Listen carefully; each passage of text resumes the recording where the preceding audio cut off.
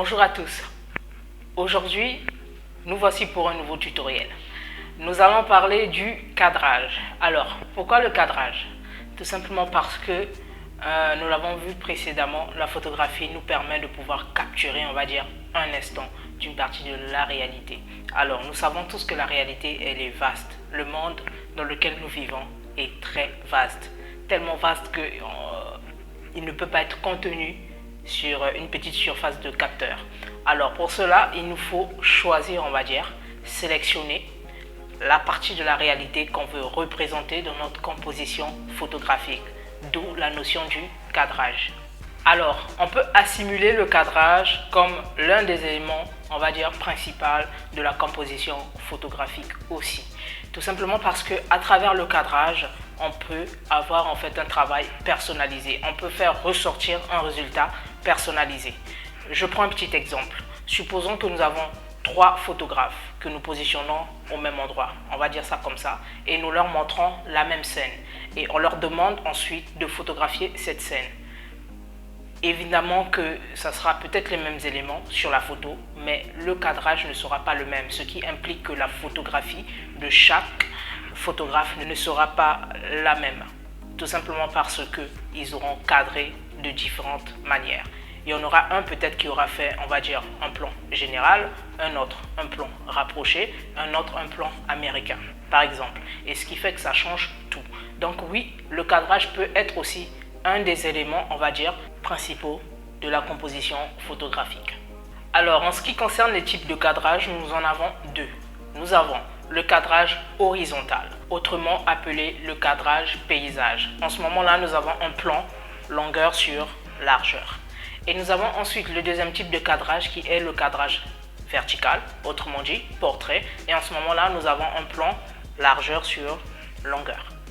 Alors, le cadrage peut être effectué sur différents angles. Nous avons le premier angle qu'on appelle très souvent à hauteur d'œil. Donc, ça signifie que le photographe est au même niveau que son sujet. Donc, le sujet peut être la nature ou encore une personne ou encore un objet, etc. Et donc, le photographe est au même niveau que son sujet. Et donc, il photographie, on va dire, sa scène, on va dire d'un point de vue général. Autrement dit, d'un point de vue humain. Parce que le rendu de ce type d'angle nous emmène à avoir en fait une vue générale que l'œil a l'habitude de percevoir au quotidien. Après, nous avons l'angle en plongée. Donc, ça signifie que le photographe se trouve au-dessus. Donc, en ce moment-là, on a une vue qui part, on va dire, de là-haut vers le bas. Donc, le photographe se retrouve en train de photographier de cette manière. Ensuite, nous avons comme troisième angle le contre-plongée. En ce moment-là, ça va être l'effet inverse. Et donc là, on va dire qu'on a affaire à une vue qui quitte du bas vers là haut. Et donc, la prise de vue va s'effectuer dans cette direction. On voit un peu ce que je veux dire. Et hormis les angles de cadrage, nous avons les plans de cadrage. Alors, pour les plans de cadrage, il y en a tellement. Premièrement, nous avons le cadrage général, le plan général, voilà. Et donc, dans le plan général, le sujet et son environnement, les deux sont confondus. On n'arrive pas à faire la distinction tellement que les éléments sont mélangés dans la prise de vue. Ensuite, nous avons le plan d'ensemble.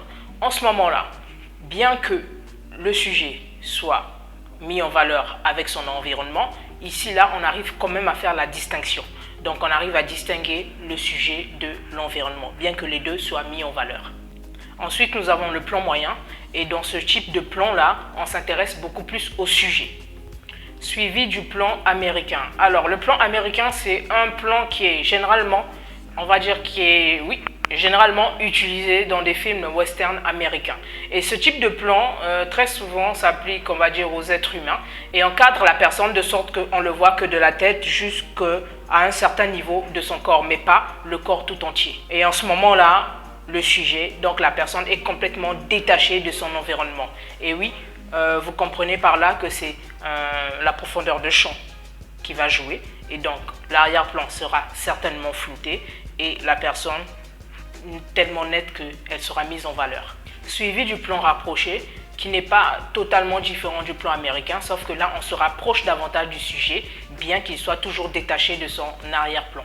Suivi du gros plan. Alors, Le gros plan, on va dire qu'il est assez délicat parce que en ce moment-là, on s'intéresse à une partie très importante du sujet. Et là, on va oublier carrément la notion de l'environnement, la notion de l'arrière-plan. On se concentre plus sur la partie qu'on choisit de mettre en valeur. Et là, ça devient plus délicat parce que moindre détail montre carrément les défauts du sujet. Donc, il faut faire très attention avec ce type de plan, on va dire les gros plans. Et pour terminer, nous avons le très gros plan. Alors, le très gros plan, lui, il consiste à mettre, mais vraiment à mettre plus en valeur cette partie qui a été choisie. Et en ce moment-là, on va vraiment rentrer dans la macrographie. Parlons à présent de la composition de l'image en elle-même. Alors, comme on a su le dire au début, si le cadrage est un des éléments principaux d'une composition photographique, et il y a aussi des règles bien précis à respecter pour pouvoir effectuer une bonne composition photographique. Et pour cela, nous allons parler des 3 règles principales d'une composition photographique. Nous avons la première règle qui est le sujet centré. Là, on ne se casse pas la tête, on sait que c'est cet objet-là, c'est ce sujet-là que nous allons mettre en valeur. Et en ce moment-là, on essaie de le centrer le plus possible du cadrage, tout simplement. Suivi de la règle de tiers. Ça, c'est ma préférée parce que c'est tellement, on va dire, facile de mettre en pratique. Alors, la règle de tiers consiste, en fait, déjà, concernant la règle de tiers, on va dire que c'est 9 rectangles de même dimension qui s'affichent sur le plan qui nous permet de sélectionner notre image. Donc, grosso modo, on va dire, c'est comme si la vue que nous avons dans notre viseur, c'est sur cette vue-là qu'on doit projeter nos 9 rectangles de même dimension.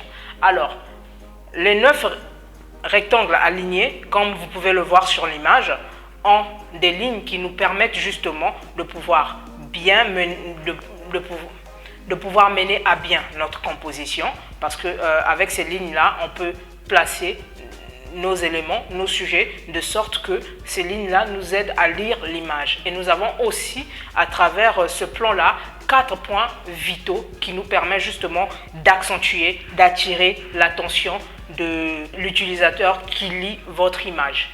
Parce que oui, les images, ça se lit. C'est comme des livres. Et pour terminer, nous avons la spirale de Fibonacci. Alors là, il n'y a que, on va dire, vraiment les pros qui s'y connaissent et qui se projettent dans cette spirale-là lors de leur composition photographique. Et c'est comme je vous l'ai dit, moi personnellement, je travaille beaucoup plus avec la règle des tiers. Et bien évidemment, il y a la spirale de Fibonacci. Alors, la spirale de Fibonacci, on va dire que c'est beaucoup plus la science, donc l'algorithme naturel. Et pour avoir un petit aperçu, je vais mettre en fait un lien qui vous parle de la suite Fibonacci dans la description de la vidéo. Comme ça, vous pourrez avoir une idée de ce qu'il s'agit réellement. Alors, pour moi, je définirais cette suite comme étant une succession de carrés consécutifs et proportionnels qui, sur la surface, contient, on va dire, un demi-cercle. Et donc, l'ensemble de cette suite-là vous donne une forme de courbe. De toute façon, ça se voit sur l'image projetée. Et donc, c'est ça la spirale de Fibonacci. Et c'est l'une des règles de composition photographique. Et pour terminer notre tutoriel, on va quand même parler des lignes et des points directeurs.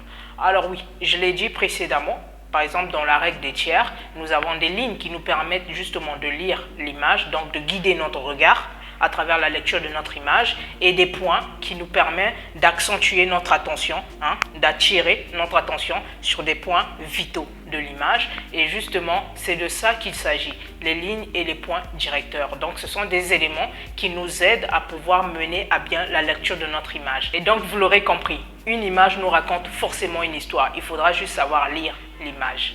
Donc voilà, et moi je vous dis à très prochainement pour une nouvelle séance, un nouveau tutoriel.